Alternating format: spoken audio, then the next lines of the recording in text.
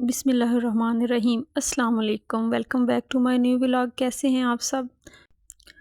रात को थक कर सारे दिन के टास्क जो होते हैं वो ख़त्म कर कर जब हम अपने बिस्तर पर लेटते हैं, सो जाते हैं, तो रात का पता ही नहीं चलता कि रात कैसे गुजर गई है। ऐसे लगता है पलक झपकने में ही सुबह हो जाती है।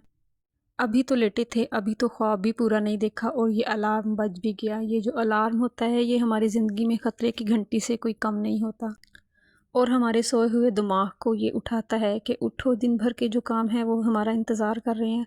और हम इतनी नींद के बावजूद उठकर सीधे अपने कामों में लग जाती हैं। जो हमने कल ख़त्म किए थे दोबारा से हम उन्हीं कामों की रूटीन में लग जाती हैं। बस जो ज़िंदगी है वो इसी का नाम है।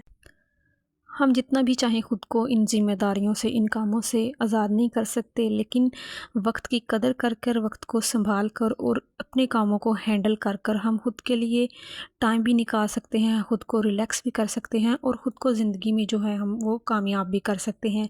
बस ये है कि अपने वक्त की कदर करें, अपने काम की कदर करें और अपने से जुड़े हुए लोगों की कदर करें, क्योंकि जब वक्त हाथ से निकल जाता है तो सिवाय पछतावे के कुछ भी नहीं रहता। सब कुछ रह जाता है लेकिन वक्त गुजर जाता है और पछतावे के अलावा कुछ भी नहीं रहता। कहते हैं ना कि जिसकी कदर करो वो वक्त नहीं देता और जिसको वक्त दो वो कदर नहीं करता। तो बस फिर ठीक है, लोगों को खुश करने में या इधर उधर की फजूलियात में टाइम स्पेंड करने से बेहतर है कि हम खुद पे वर्क करें, अपने वक्त की कदर करें, अपने आप को वहाँ यूटिलाइज़ करें जहाँ हमारी कीमत हो, जहाँ हमारी कदर हो। और वो सबसे जो बेस्ट प्लेस होती है वो हमारा अपना घर होता है, हमारे अपने काम होते हैं। तो बस जहाँ तक हो सके लोगों के रवैयों को, लोगों के एटीट्यूड को इग्नोर करें और अपने वक्त की कदर करें, क्योंकि जिसने वक्त की कदर कर ली उसने सब कुछ हासिल कर लिया। एज़ यूजुअल मॉर्निंग के जो काम होते हैं वो रूटीन में हो रहे थे। वॉश एंड वेयर सूट जो होता है ना वो प्रेस करना आसान होता है, लेकिन ये जो कॉटन के कपड़े हैं ना ये प्रेस करना बड़े मुश्किल होते हैं। तकरीबन आधा घंटा जो होता है ना वो एक सूट को लग जाता है। लेकिन अगर इस तरह से कॉटन के सूट को पहले से शावर करके एक शॉपर में बांध के रख दें तकरीबन 20 मिनट के लिए और उसके बाद इसको प्रेस करें तो मैक्सिमम 5 to 6 मिनट में जो है ना वो सूट हमारा प्रेस हो जाता है। कल तकरीबन हल्के हल्के बादल थे तो उसकी वजह से कपड़े ड्राई नहीं हुए थे, तो रात में मैंने ऐसे ही जो कपड़े हैं ना वो तार पे लटके रहने दिए हैं। अब ड्राई हो गए थे तो मैं इनको उतार के साथ ही समेट लूँगी, क्योंकि घर में सब जो है ना वो डेली के डेली कपड़े चेंज करते हैं, तो उसकी वजह से है ना वो डेली के डेली कपड़े जो है ना वो वॉश होते हैं। अच्छा, वॉशिंग मशीन में जो है ना वो कपड़े मैंने सुबह उठते ही डाल दिए थे, क्योंकि घर के जो बाकी काम होते हैं ना तो वो भी साथ के साथ होते हैं और साथ ही जो है ना वो हमारे कपड़े भी धुल जाते हैं। और कपड़े यहाँ धुल चुके थे तो मैंने इनको भी साथ ही तार पे फैला दिया था और उसके बाद जो ड्राई कपड़े थे तो उनको भी मैंने साथ ही तकरीबन तह वगैरह लगा के ना और उनको संभाल दिया था, क्योंकि अगर इनको ऐसे ही हम रख देंगे तो ये इन पे मज़ीद कपड़े रख के वो काफ़ी ज़्यादा ना जमा हो जाते हैं। तो बस लगे हाथों इनको भी साथ ही समेट देना तो एक रिलैक्सेशन भी रहती है और काम भी है ना जो वो हमारा सिमट जाता है। सम टाइम हम कह देते हैं कि अच्छा मैं ये काम कर लूँ तो फिर कर लूँगी, या अभी पड़ा रहे सुबह कर लूँगी या शाम कर लूँगी, तो इससे ये होता है कि हमारे काम ऐसे ही पड़े रहते हैं। हमारा जो अपना माइंड है वो कामों में उलझा रहता है। साथ के साथ जो काम कर लेने से एक तो हमें सुकून होता है, उसके साथ हमारे वक्त की बचत भी हो जाती है और जो है ना वो हमारे वक्त में बरकत भी होती है। वक्त में बरकत ऐसे होती है ना कि जब हम एक रूटीन के मुताबिक, एक स्केड्यूल के मुताबिक हम अपना काम करेंगे तो हमें कुछ फ्री टाइम मिल जाएगा। उसमें हम या तो कोई एडिशनल काम कर सकती हैं, अपनी सेल्फ़ केयर कर सकती हैं, स्किन केयर कर सकती हैं, कभी कोई बुक पढ़ ली, या जिनको स्टिचिंग आती है तो कोई कपड़ा वगैरह सिलाई कर लिया। अब जैसे सर्दियाँ आ रही हैं तो हम औरतों को घर में बेशुमार काम होते हैं। बच्चों के कपड़े गर्मियों वाले समेटना, सर्दियों वाले निकालना, बिस्तरों को निकालना, उनको धोना और उसके बाद उनको सिलाई करना। तो इस तरह के बहुत से काम होते हैं। तो अगर हमारे पास टाइम होगा तो हम उस फ्री टाइम में वो जो हमारे काम होते हैं ना हम वो कर लेते हैं। आजकल मोबाइल का, सोशल मीडिया का डिजिटल दौर है, ठीक है। एक तरीके से देखा जाए तो इसके फ़ायदे बहुत हैं लेकिन इसके नुकसानात भी बहुत हैं। मैंने बहुत सी ख़वातीन को देखा है जो कि सुबह के बस नाश्ता वगैरह बनाया और अपने जो है ना काम वहीं पे छोड़े और मोबाइल लेके बैठ गई। घंटों घंटों मोबाइल को स्क्रॉल करती रहती हैं। इससे एक तो वक्त का ज़िया होता है, कभी खाना टाइम पे नहीं बना तो कभी घर के दूसरे काम पड़े रहते हैं, घर भी निगलेक्ट और बच्चे भी निगलेक्ट।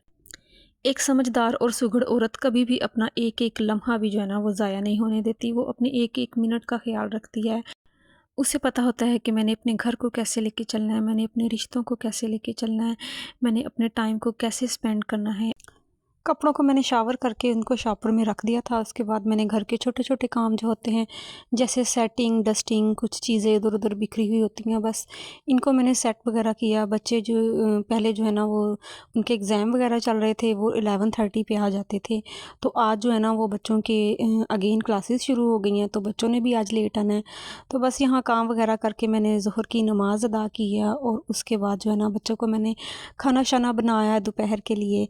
और उसके बाद जो है ना वो मैंने थोड़ा सा रेस्ट किया था। रेस्ट करने के बाद शाम हो गई थी और किचन में आई हूँ। तो सबसे पहले मैं ना किचन में आते ही दूध पीती हूँ, क्योंकि रात का जो दूध है ना वो अब मैंने उसका जो टाइम है ना वो मैंने चेंज कर लिया। वो मैं असर के टाइम पी लेती हूँ, और रात को जो है ना वो खाने के बाद मैं कहवा वगैरह जो है ना वो बना के पी लेती हूँ।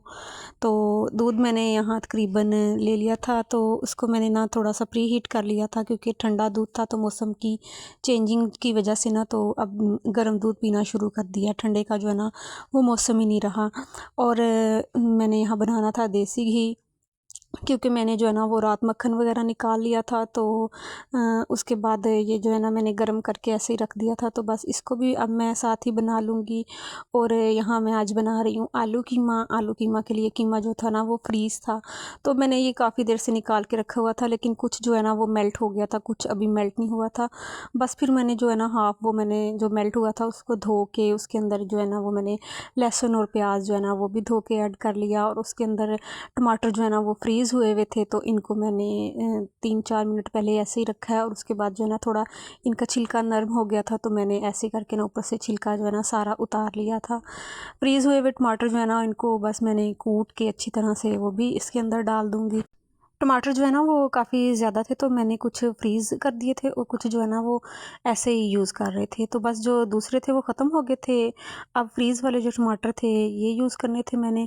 तो इनका फ़ायदा ये होता है कि ये जो है ना अच्छी तरह से मैश हो जाते हैं और सालन के अंदर मिक्स भी हो जाती हैं।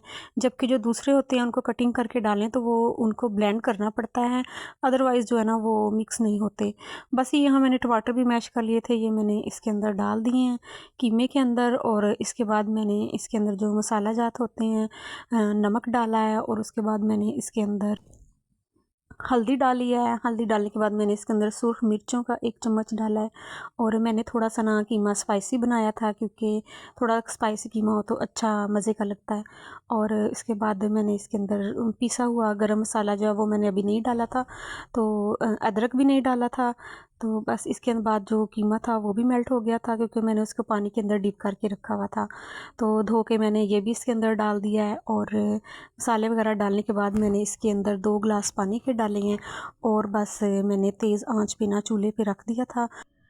अच्छा, जब पानी खुश्क हो गया था तो मैंने इसके अंदर अदरक का पेस्ट डाला है, और साथ में मैंने गरम मसाला और खुश्क धनिया जो है ना वो डालकर इसको हल्का सा भुना है। उसके बाद आलू जो है ना वो मैंने बारीक कटिंग करके रखे हुए थे, जैसा कि वो आलू अंडे जब सालन बनाए उसके अंदर जिस शेप में कटिंग होते हैं ना वो मैंने कटिंग करके रखे हुए थे। तो उसके बाद मैंने इसके अंदर वो डाले हैं, और थोड़ा सा पानी लगा के बस मैंने लो फ्लेम पे रख दिया था। तो हल्की हल्की आंच पे जब ये बनाया तो साथ में ऑयल भी ऊपर निकल आया था। बाद में मैंने इसके ऊपर सब्ज़ मिर्चें और धनिया वगैरह स्प्रिंकल कर दिया था। मेरा व्लॉग देखिएगा, लाइक और कमेंट ज़रूर कीजिएगा। साथ में जो नए लोग हैं वो मेरा चैनल ज़रूर सब्सक्राइब कर लें। अपना ख्याल रखिएगा, दुआओं में याद रखिएगा। ओके जी, अल्लाह हाफिज़।